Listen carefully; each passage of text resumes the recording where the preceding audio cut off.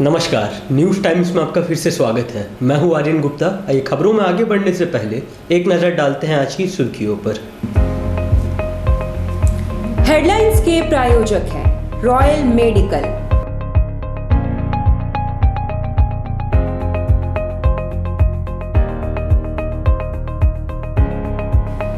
All medical facilities available.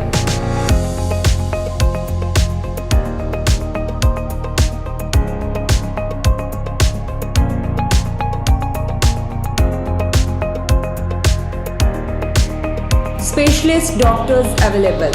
18% discount. Free home delivery. 24-hour service.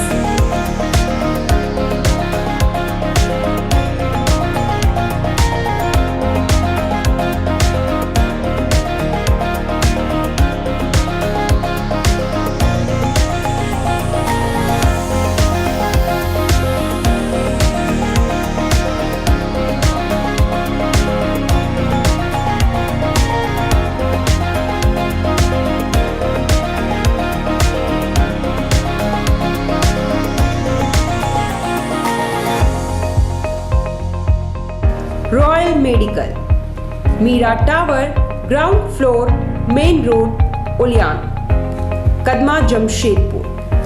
Contact 8252364674 7070343333।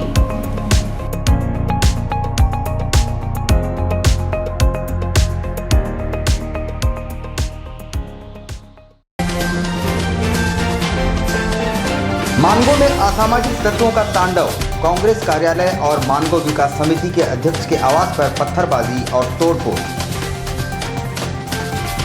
साक्षी गोलचक्कर पर भगवान बिरसा की प्रतिमा हर हाल में लगेगी, झामुमो ने किया ऐलान। दुलाल भुइया ने राजनीतिक भूमि तलाशने का अभियान किया तेज, टाटा स्टील के खिलाफ आंदोलन का किया ऐलान। जिला प्रशासन द्वारा कोरोना जांच अभियान तेज, साक्षी बाजार में बिना मास्क के दर्जनों पकड़ाए, कई दुकानदारों को नोटिस। और कोरोना के मद्देनजर केंद्रीय हज कमेटी का फैसला, 18 वर्ष से कम और 65 वर्ष से ज़्यादा उम्र के लोग नहीं जा पाएंगे हज यात्रा पर। आइए अब खबरों को विस्तार से देखते हैं। मानगो पोस्ट ऑफिस रोड स्थित कृष्णा नगर में रविवार तड़के असामाजिक तत्वों ने कांग्रेस कार्यालय और मानगो विकास समिति के अध्यक्ष के आवास पर पथराव एवं तोड़फोड़ की घटना को अंजाम दिया। मानगो थाना अंतर्गत पोस्ट ऑफिस रोड स्थित कृष्णा नगर में रविवार तड़के अपराधियों ने कांग्रेस कार्यालय एवं मानगो विकास समिति के अध्यक्ष के आवास पर जमकर पथराव एवं तोड़फोड़ की। वैसे पूरा घटनाक्रम सीसीटीवी कैमरे में कैद हो गया है। सीसीटीवी फुटेज में अपराधी साफ नजर आ रहा है। बताया जा रहा है कि किसी सत्यनारायण गौड़ नामक अपराधी ने उक्त घटना को अंजाम दिया है, जो पूर्व में भी ओंकार सिंह के घर पर पथराव मामले में जेल जा चुका है। यहाँ पे हम लोग असामाजिक तत्वों का विरोध करते हैं, इसी के कारण कार्यालय पर तोड़फोड़ और बैनर को फाड़ा गया है। क्या ऑफिस है? मानगो कांग्रेस कार्यालय। कब हुआ ये? ये 1:35 पे हुआ है। वहीं घटना की सूचना मिलते ही मानगो थाना पुलिस मौके पर पहुंची और मामले की छानबीन में जुट गई। वहीं ओंकार सिंह ने बताया कि उनका एवं उनके परिवार के सदस्यों की रेकी की जा रही है। उन्होंने बताया कि वे मानगो शांति समिति के सदस्य भी है। यही कारण है कि जब भी शांति समिति की बैठक में वे इलाके में चल रहे अवैध कारोबारियों के खिलाफ आवाज़ उठाते हैं तो अपराधी उनके घर पर हमला करते हैं। हम लोग सामाजिक गतिविधियों में लिप्त शांति प्रिय लोग हैं और हम और हमारा परिवार यहाँ निवास करता है। असामाजिक तत्व हमेशा से ये लेके पांचवी बार मेरे ऊपर हम जानलेवा हमला कर चुके हैं। क्यों करते सर? इन लोगों के आंखों की किरकिरी हम लोग हैं, क्योंकि इन लोगों के जुआ, दारू और अनैतिक कार्यों का हम लगातार विरोध करते हैं। ये हमारे घर के सामने लोग दारू पीते हैं, हमारे घर के सामने जुआ खेला जाता है, ताश खेला जाता है, जिसका मैं विरोध करता हूं एक सभ्य नागरिक होने के नाते। सांची स्थित गोलचक्कर पर भगवान बिरसा मुंडा की प्रतिमा को लगाए जाने पर उठे विवाद पर झारखंड मुक्ति मोर्चा का कहना है कि प्रतिमा तो वहीं रहेगी और किसी हाल में नहीं हटेगी। 15 नवंबर को धरती आबा भगवान बिरसा मुंडा की जयंती के मौके पर जुगसलाई के विधायक मंगल कालिंदी ने अपने समर्थकों के साथ साक्षी स्थित गोलचक्कर में भगवान बिरसा मुंडा की प्रतिमा की स्थापना करते हुए चौक का नामकरण बिरसा मुंडा चौक किया था, पर भाजपा के पूर्व जिला अध्यक्ष समेत अन्य ने इस पर आपत्ति दर्ज की थी। अब झामुमो कार्यकर्ताओं का क्या कहना है, आइए सुनते हैं। साक्षी में जो मंगल कालिंदी हमारे झारखंड मुक्ति मोर्चा के जोगसलाई विधानसभा के विधायक हैं, पत्थर गाड़ी किए हुए हैं और उसमें बिरसा मुंडा चौक के नाम से उसको जो है बनाने का जो बात चल रही है और वो होने भी वाला है। हम सभी उनका समर्थन करते हैं कि हमारे विधायक जी जो है साक्षी गोलचक्कर को जो है बिरसा मुंडा के नाम से नामकरण करने का जो प्रस्ताव रख रहे हैं। और हम सभी झारखंड मुक्ति मोर्चा ही नहीं, सभी वर्ग के लोग, यहाँ आदिवासी मूलवासी से लेकर के सभी संगठन के लोग जो कि पूर्वी सिंहभूम क्षेत्र में रहते हैं या पूरे झारखंड में रहते हैं, वो सभी लोगों का एक मांग भी रहा है। और हम सभी चाहते हैं जो वहाँ पर जो है बिरसा चौक का नामकरण हो। साक्षी गोलचक्कर का नाम बिरसा मुंडा के नाम से पत्थरगड़ी किया हुआ उसका विधायक मंगल कालिंदी का हम लोग तहे दिल से धन्यवाद देते हैं और उसको समर्थन देते हैं। और इस विषय में कोई भी विपक्ष अगर इसमें अड़ंगा डालने का कोशिश किया, उसको मुंहतोड़ जवाब देने के लिए झारखंड मुक्ति मोर्चा का एक एक कार्यकर्ता, एक एक आदिवासी मूलवासी खुटकाटे जितने भी है, पूरे झारखंड का जनता मंगल कालिंदी के साथ। पिछले एक अरसे से राजनीति के हाशिए पर आ चुके दुलाल भुइयां ने एक बार फिर से राजनीतिक भूमि की तलाश में टाटा स्टील के खिलाफ जोरदार आंदोलन का ऐलान किया है। राज्य के पूर्व मंत्री रहे झामुमो नेता दुलाल भुइयां एक बार फिर से राजनीतिक जमीन तलाश रहे हैं। वैसे अब एक बार फिर से भुइयां टाटा स्टील के खिलाफ आंदोलन छेड़ने की रणनीति बनाने में जुटे हैं, जहां दलित एवं आदिवासी मजदूरों की लड़ाई लड़ने का उन्होंने ऐलान किया है। झारखंड मजदूर यूनियन के बैनर तले उन्होंने आंदोलन छेड़ दिया है। इसके तहत आगामी 25 नवंबर को उनके द्वारा जिला मुख्यालय पर जोरदार प्रदर्शन करने की घोषणा की गई है। इस प्रेस कॉन्फ्रेंस जो है ये कोई नेतागिरी करने का नहीं है। ये टाटा घराना जो है, टाटा साहब के फैमिली बहुत अच्छे हैं, लेकिन उसके जो बैठे हुए चुनिंदा लोग, उनके जो कमेटी मेंबर लोग हैं, जो उनके यूनियन के पदाधिकारी लोग हैं, ये सबसे बड़ा किसको क्या कहा जाए, कितना गंदा शब्द भी बोला जाएगा ना, कम है। ये कभी भी दलित लोगों को अगर आप हर साल अगर जिस तरह से आप बहाली करते तो ये नौबत नहीं आ। तो आप लोग का मांग क्या है? पीछे दरवाजे से कर रहा है यूनियन के लोग, डेली हो रहा है, डेली बहाली हो रहा है। जितने बड़े बड़े नेता हैं दिल्ली से लेकर के राज्य तक का सबका लोग का परिवार है। एक एक रसूखदार मंत्री लोगों का 3-3 हजार आदमी काम कर रहे हैं। सबका जांच होगा और सब बॉस को हम बताएंगे। सीधे हम लोग बॉम्बे जाएंगे और वहां से टी नरेंद्र जी को तो हम लोग आधार रूप से हम लोग देंगे, हम लोग सीधे बॉम्बे में बात करेंगे। जिला प्रशासन द्वारा जांच अभियान आरंभ कर दिया गया है और जेएनएसी द्वारा साक्षी बाजार में अभियान की शुरुआत की गई है। छठ महोत्सव तक प्रशासन ने लोगों को ढील दी थी, पर अब रविवार से ही जांच अभियान में तेजी ला दी गई है और साक्षी बाजार में दर्जनों लोगों के बिना मास्क के पकड़ा गया। साथ ही दुकानों में सोशल डिस्टेंसिंग की धज्जियां उड़ती देखी गई। जेएनएसी के विशेष पदाधिकारी और साक्षी थाना द्वारा विशेष रूप से चलाए गए इस अभियान में कई दुकानदारों को नोटिस भी थमाई गई है।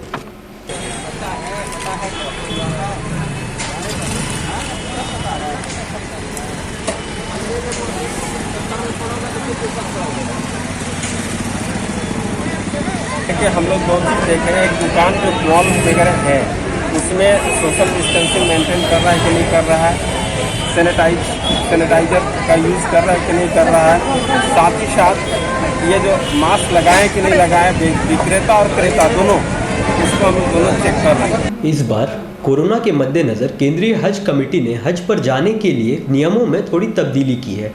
18 वर्ष से कम और 65 वर्ष से ज़्यादा उम्र के लोग इस बार हज पर नहीं जा पाएंगे। केंद्रीय हज कमेटी ने इस वर्ष कोरोना महामारी के मद्देनज़र हज यात्रा के नियमों में थोड़ी तब्दीली की है। इस वर्ष 18 वर्ष से कम और 65 वर्ष से ज़्यादा उम्र के लोग हज यात्रा पर नहीं जा पाएंगे। इसके अलावा अब रांची से नहीं बल्कि सीधे कोलकाता से उड़ान की व्यवस्था की गई है। कमेटी ने रांची को एम्बार्केशन पार्क से हटा दिया है। कोलकाता से फ्लाइट सीधे जेद्दा जाएगी। इसके लिए हर एप्लीकेंट का कोरोना जांच अनिवार्य कर दिया गया है।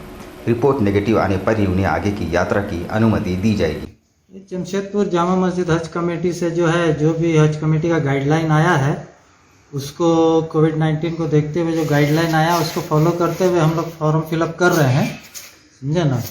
इसमें जो है पहले जो एक रूम में 5 हाजी का ग्रुप बनता था, लेकिन इस बार कोविड-19 की वजह से 3 का ग्रुप बन रहा है, समझे ना, 3 का ग्रुप बन रहा है। तो हम लोग 3 ही लोग को ले रहे हैं, जिसमें एक हाजी पे टोटल खर्च जो आ रहा है 3,75,000 आ रहा है।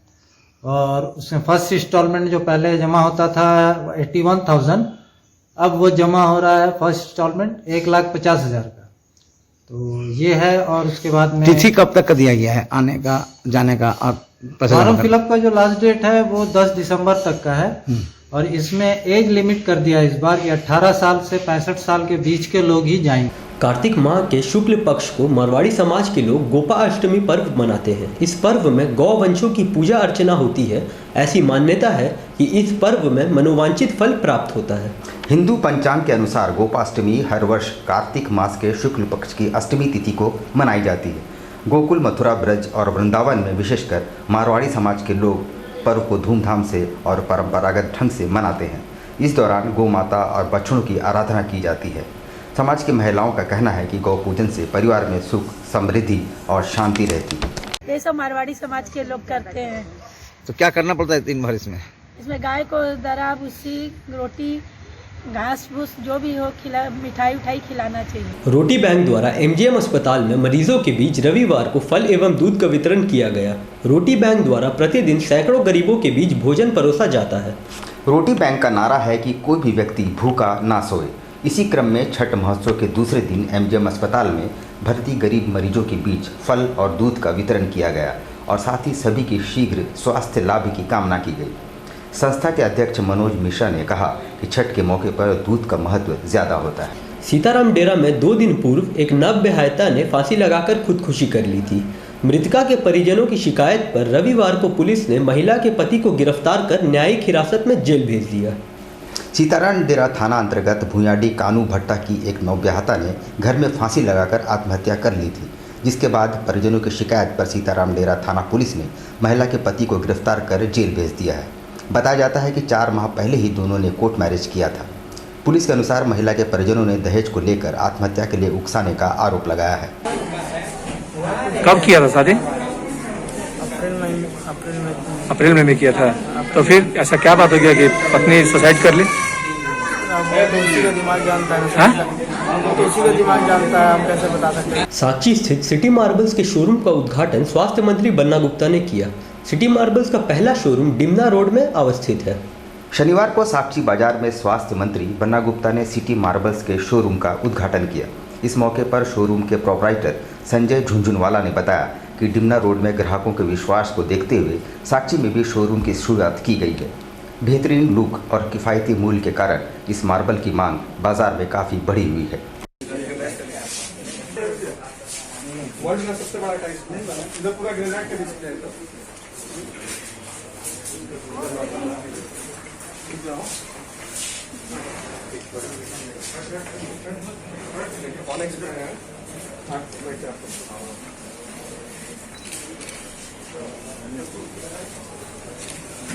आज हमने मेरा एक पहले 2005 में हमने मार्बल डिमना रोड में एक बड़ी टाइल्स मार्बल की शोरूम की थी, जो उस समय 800 स्क्वायर फीट की थी।